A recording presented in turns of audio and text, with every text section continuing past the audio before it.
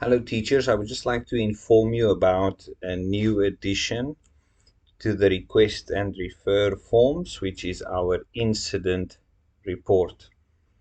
So on the elementary site, on the dashboard, you will go to request and refer, and you will see that there is a new addition incident report, which takes you to a forms again. So from here, you will just follow the instructions. Please type in the student's name and family name, the class and color, and then you have to describe the incident. Now, incidences, teachers, anytime a student got hurt in school, we have to log that and follow up with it at a later time.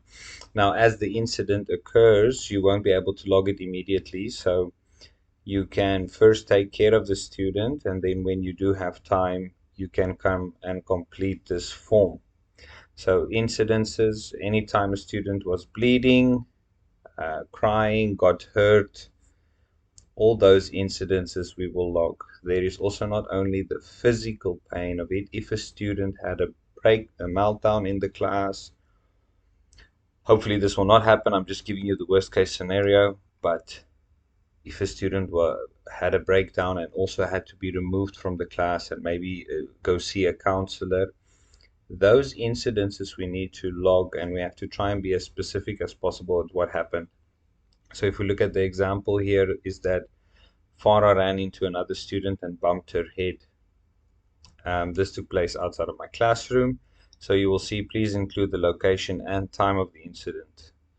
The time is important, especially when it comes to head injuries, so that if they are taken to the hospital, we can provide the parents with the information about what time the head injury occurred, because your form will be submitted. We will see the time that the form was submitted, but as I mentioned before, the incident might have happened an hour before. So when a student, this is also something to keep in mind, that when a student does get hurt and you are the one responsible for the student, please take a note of the time as well.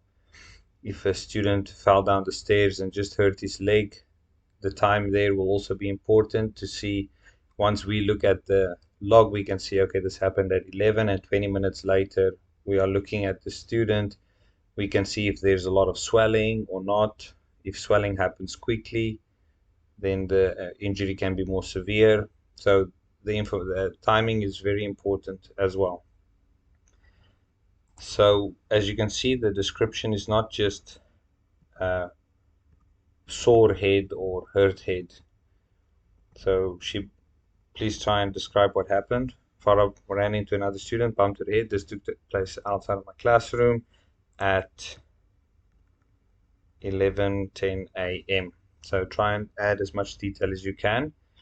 And then what actions did you take? So I sent Farah to the nurse with our assistant. Or it might be that Mr. Vian came, collected the student, or Mr. Nicholas came and collected the student, or went to the counselor. And that's it. And then you submit your form. If there are any questions, please do ask. And we hope it will be great here with no incidences in the class.